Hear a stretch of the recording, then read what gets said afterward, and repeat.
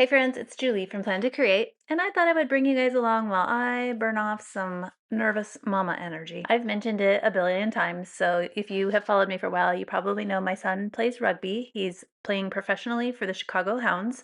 They've had an undefeated season, and today at 7 p.m. Central, they have their first playoff game. And if they win that, they'll be in the championship this weekend, which we hope to attend. So, just very excited for him. He is actually starting at the number 8 position, which is crazy. So, we are not crazy. He's earned it. He's worked really hard, but it's also just like, oh, number 1, I'm like, please don't get hurt. Number 2, I'm like, please do well. Like take your moment and shine, kiddo. So, you are going to see that I am working in a very small little canvas here. I switched things up again for June, and I apologize. I have been jumping around a lot.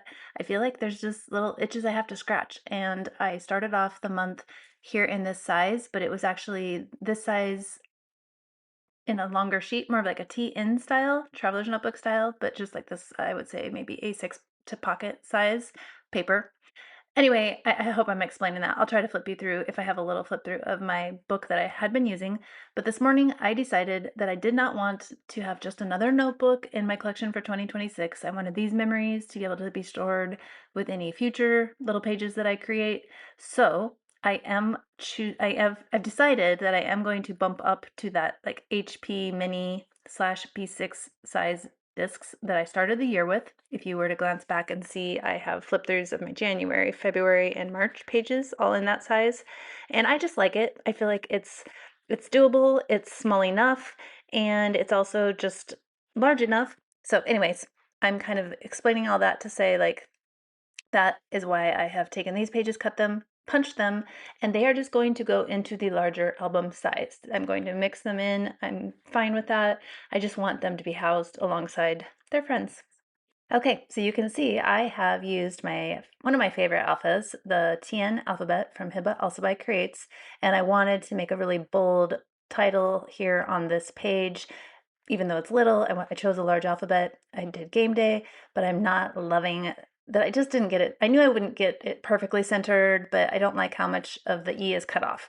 So I am going to go back through on a new sheet. That's the beauty of working in a setup like this where nothing is locked and loaded. I can switch it out. And your girl is serious when she pulls out a ruler. Like, I actually don't actually measure. Of course, I wouldn't do that, but I still kind of get a better eyeball. And I start this whole process over, which I am speeding up so that you don't have to watch, in real time all the way through again. But this is one of my favorite alphas, and I'm choosing the color green. It's not the actual green that the team uses, but it's, they have green in their colors, and so I've been wearing a lot of green lately. It's kind of been a favorite, and this is the green that's in my June crafty capsule. So this is what we're going with. Martini from Catherine Pooler. Okay, so at this point, I am kind of staring at my page thinking, where am I going with this?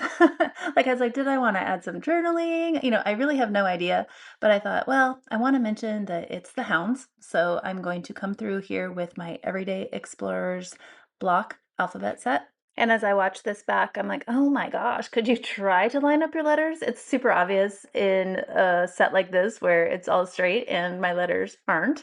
But again, we're nervous today. We're just kind of getting some things on paper. So don't be too critical. And I think you'll see it all comes together-ish at the end. You can see that I got a little bit darker on those OUN set or stamps. Not sure exactly what happened there, but it happens. I think there's certain spots of the ink pads that are a little bit inkier, and if that's what you hit, like maybe in the middle, those are darker, and if I go to the edges, you can get a little bit lighter color. I don't know if you guys have ever noticed that.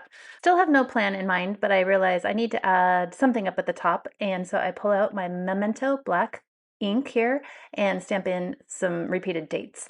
I am just giggling though as I see this because I had a little debate in my Zoom meeting this last weekend with my Facebook group, and there were several gals that swear by VersaFine black ink, and I don't know, Memento works for me, but I'm kind of curious now. What is your favorite go-to black ink? Please jot it down in the comments for everyone to weigh in. I feel like the game day and the hounds are super disconnected, so I chose to come through and just jot down up the hounds. That's kind of the way the teams are cheered for. That's the phrase that a lot of rugby teams use, up the blank, whatever the team name is. So I go ahead and add that, and I'm hoping to, kind of soften that space between the game day and the hounds.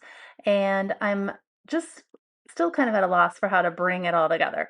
But I realized, that dates at the top, I think I would like to put a label over it, kind of give it a little home base after the fact.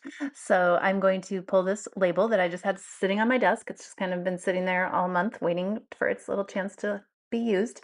And here it is. And I just want to I'd like to say I lined that star up on the dates, but they're not even lined up. So who am I kidding? We're just going to stick it on there as best we can.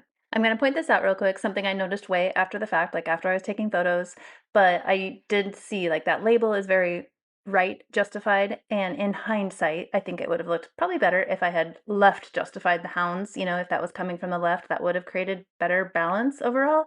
I'm not worried about it, but I just thought I'd mention it because it's that kind of thing. Like, okay, maybe next time I'll factor that in. But it's hard to factor that in when I don't have a game plan to start. So, we just kind of keep rolling with it. And I hope that just encourages you. Don't let those kinds of things keep you from just plunking stuff down on your page. But then it's okay, I think, to look at it and kind of learn from it as well. So up in the corner, you're going to see I'm just going to come through and use my Tianne Alphabet stamp set from Kerri Bradford Studio. It's one of my favorites, and I'm going to just punch in playoffs here. And again, like I could have spaced this out a little bit better. I end up with a little extra room, and so it's just a play off game. It's their one and only play off, but I go ahead and say playoffs because that's what I had space for, and I kind of wanted to kill some space. Okay, this last thing that I do is probably my favorite, and it really, I think, helps tie everything together. It's all still a little choppy, but I come through with a big fat number 8 alphabet stamp, and I'm going to do it in oyster ink and just basically create a background, just except it's like a foreground because I do it totally after the fact. I didn't have the foresight to do it, but it works because it's light colored, and I just love that it kind of creates a soft pattern that basically connects every little piece of this page. It's a really big deal for our family that he's wearing the number 8 jersey. The players or the position is the number. It's not like football where they can kind of pick numbers. It's like number 8 does something on the field. All the number 8s, across all the rugby teams have the same role. So anyway, for him to get to wear that number 8 jersey is a really big deal. So it was really fun to add that nod here. I kind of kick myself that I didn't use hot tub because it would have shown up a tiny bit more and I would have been okay with that. I don't know why I didn't think of that. But the oyster works. It's like a subtle nod, but it's there. And of course, I know it's there. I'm just cleaning up my mess with my white sleeves naturally, as one does, right? Oh my gosh. Okay, so I'm just going to tuck this little page back in the book that I have going so far. I will share later how these pages work into truly, actually, it'll be a larger book, but this is what I'm doing just for this month. And then, like I said, they'll pop into that B6/HP mini book. I'm just adding a little note, go Jake Man go. That's like his nickname for us.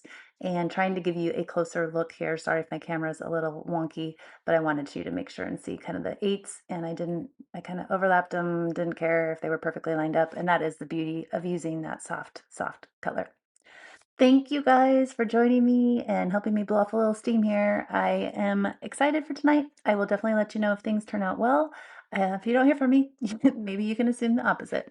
So have a great day, and I hope that you get a chance to do something creative today too.